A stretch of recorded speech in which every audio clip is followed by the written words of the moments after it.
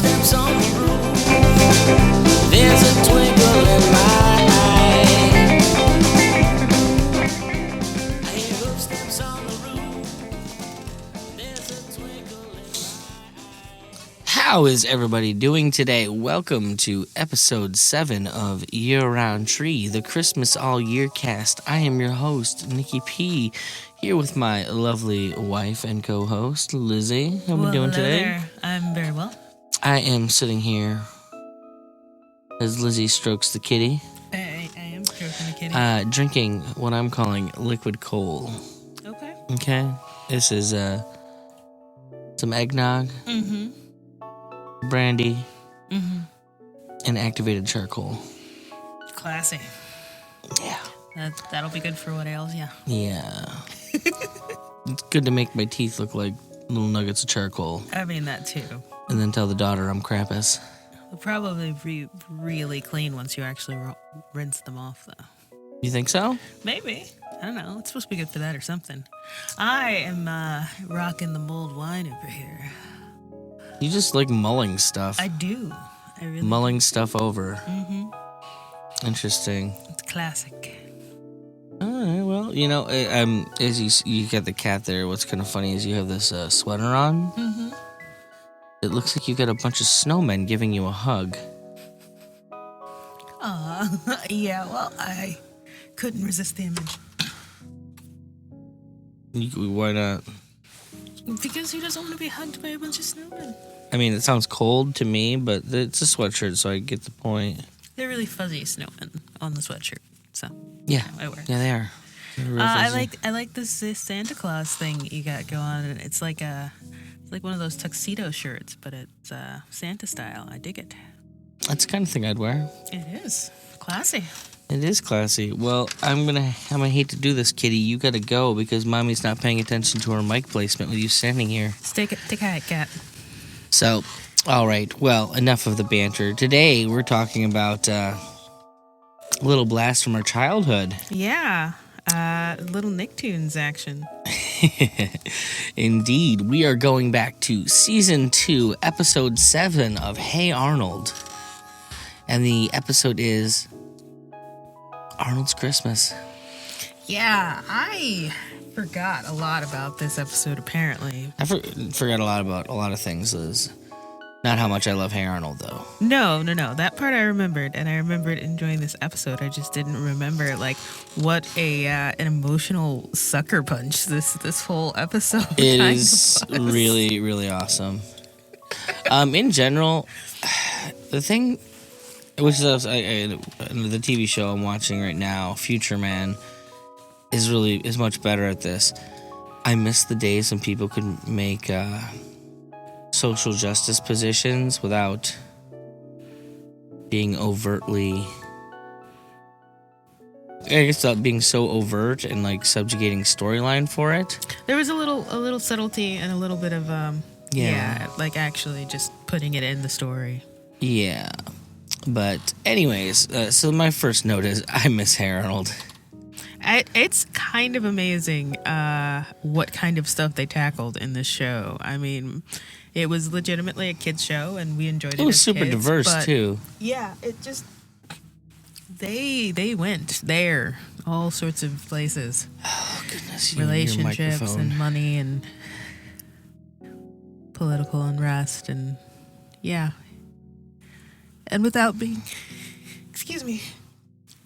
heavy-handed. Sorry, I'm sneezing. It must be all that cat hair. Whew. I suppose. So the first thing that I think we need to talk about is that they really make the case that Christmas is what you want it to be about in the show. Obviously, for Helga, Christmas is about consumerism and buying those amazing shoes that she wants and impressing people with your presents. Yeah. Speaking of which, so let's talk about these shoes for a little bit.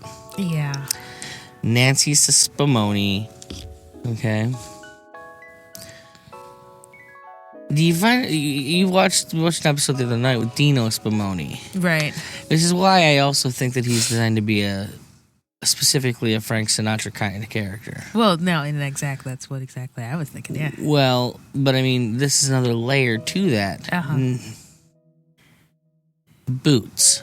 Right, made for walking, a la Nancy Sinatra. Nancy Sinatra. Yeah. Right. Absolutely. I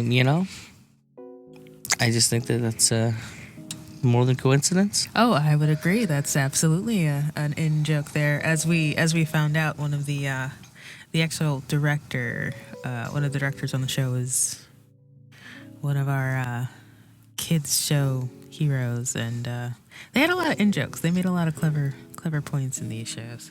I mean, Dan Povenmire is a heck of a director, I guess, producer. He does good kids shows. He's been doing it a long time. So, all right, well, let's see. We got Helga who's doing gifts, and then you've got Gerald doing gifts in a completely different way. He's getting gifts for other people. Yeah. And what kind of gift is he getting for everybody? Ties. I like his style where he gets the same gift but explains why it means something different to everybody. I feel like everything needs to be an explanation. Yeah. And that's what the true gift is the explanation. The actual explanation, yeah. I've definitely gotten those gifts, and they can be entertaining. This is how I do Halloween to folks. I will put on a bunch of stuff and explain to you why it's a costume. Yeah, I've seen that in action. It always starts conversations with folks. Yeah. So. And obviously, Arnold tells him, look, dude, you got to buy something super personal for everyone. Right. Because for Arnold, it is all about the heart. Yeah.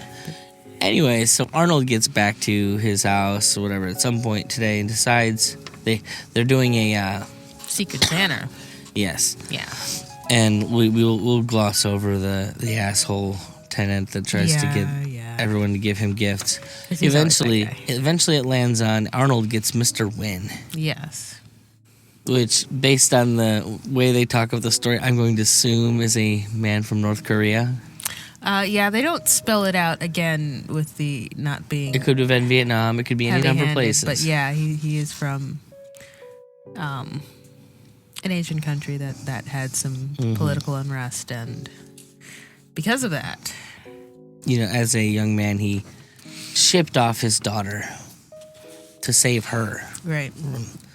And then eventually he managed to escape the country and has tried to come find her. So, obviously, Arnold decides that, well, the best Christmas gift he can get for Mr. Win is his daughter. And you're like, Arnold, you have one shopping day left to do this, and you're going to try and find a missing person in New York City? And you're 8. Yeah. So him and Gerald go on the adventure that you expect them to go on. Yeah. And that takes them to essentially City Hall, and there's one lone guy working, and he convinces them. Well, they convince him, well, if we can do your Christmas shopping so your wife doesn't hate you, will you look up this person for us? Yeah. And a bunch of near misses happen. Yeah. Spoiler at the end of the show, the girl does show up thanks to Helga, who managed to get the one item that Gerald and Arnold couldn't get for the guy. Which is the Nancy Spumoni boots. Yeah, really poignant actually, because she really wanted those boots herself and finally got them. But she gave them up to make Arnold happy. Arnold could be happy, and that does say a lot for her actual crush on Arnold.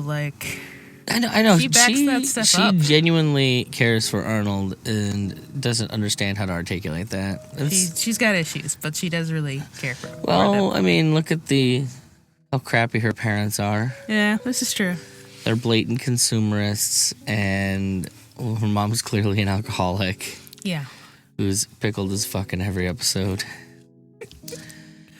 Yeah, whatever. So, let's see here.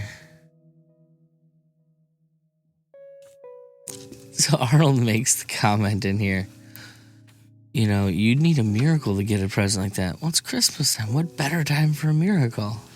And that is one of the things I love about Christmas. That's what I love about Arnold, but that is what I love about Christmas, is that it is, people just put that time apart and do that thing. So, I as an aside, I love this. I really miss the Arnold soundtracks. Yeah, they are really entertaining. They're stupid hip, all that nondescript jazz. Yeah. Very true. And, that was one of the fun parts of the shows back then. They weren't using current pop. They were using, I don't know, just stuff that was special to the show. That's crazy. So, out of curiosity, there's a Mr. Bailey in the movie. Yeah, that's the lone poor government office guy. You think there's a reason they chose to go with the name Mr. Bailey? Oh, I absolutely do, because you only see this guy for probably 5 minutes, maybe, of this show. What if his name was George? Well, it could have been, and I think what they're trying to do is sort of pull on those heartstrings just a little, give you this impression that this guy's not all bad. He's in a bad position. He's the only person that has to be at this office on Christmas Eve, and his wife's like, "Why haven't you done the Christmas shopping? Oh, you're a horrible father." And he's like, "Well, but I gotta be here. Somebody's gotta be here." So, and that kind of makes you feel for the guy a little bit. So when it comes time for Arnold and Gerald to realize, hey, we could do his shopping, you're kind of rooting for it to work out for everybody. Yeah. Okay. The last couple notes I have. So they're talking in Arnold's house about the Merry Yuletide pranksters. I'm just curious if that is the thing that you've ever heard of outside of this. I don't think so. Like, did they somehow morph Christmas and April Fool's Day into the same holiday? I don't know. I mean, maybe it's just something that someone thought would have been an amusing idea. Like, wouldn't it be cool if that were part of Christmas also? Pulling pranks on people. I don't know. I just think more than anything, I think I wish that was a TV show. I might actually watch it. Right? Yeah. Just Merry Yuletide pranksters. They'd have to be fairly good-natured pranks. Just, still funny pranks. I suppose that's true. All right. Now, obviously I cried when I watched it. Oh, yeah. I get choked up It's not possible to watch it without crying. Every time. But it is tempered by the fact that his daughter, who was like let go to the U.S. when she was like 1 or 2, speaks Vietnamese. Well, as if she's a native Vietnamese speaker when she would have left before that moment would have been. Yeah, it is a little hard to swallow. I guess I chucked it up to maybe whoever her adoptive parents were aware of her origin and wanted to give her that part of her culture. Okay. And so kind of introduced her to Vietnamese throughout her life. It also seemed odd that there was no verification process on her end. She just immediately ran to Daddy and was in love, and not, "Why did you give me away, Daddy?" that whole thing. Yeah. I mean, as much as they go there in the kids show, I feel like that might have been a little too much extra baggage to put on to the to the end of their Christmas special. Yeah. But yeah, I'm sure I would imagine there would be some long conversations about, okay, what happened and why. But, not at Christmas time. Christmas time, you just be thankful you got your family. Yeah. So, anyways, do we have a rating system for the show? We don't. Should we come up with one? I don't know. No, I think you should just watch all Christmas movies because even if they're terrible, there's still something in there. I mean, we do have some terrible ones lined up that I'm going to make you sit through, and vice versa, in fact. So, Snow. Yes. I'm sure maybe Christmas Boots, too, you'll probably make me watch, too. Or Christmas Shoes, whatever it is. God, I hate that movie. Ew. Just for the record, we're going to have to probably sit through it. I'll let us put it off as long as humanly possible, but eventually we're going to run out of movies, and it's going to still be there looking at us saying, "You haven't watched me yet." Okay, this is a call to filmmakers out there. Please make more Christmas movies so I don't have to watch the Christmas Shoes ever. Thank you. All right, folks. But without further ado, this has been episode 7 of Year Round Tree, the Christmas All Year cast. Take it easy from our family to yours, or whatever the Christmas thing you want to say is.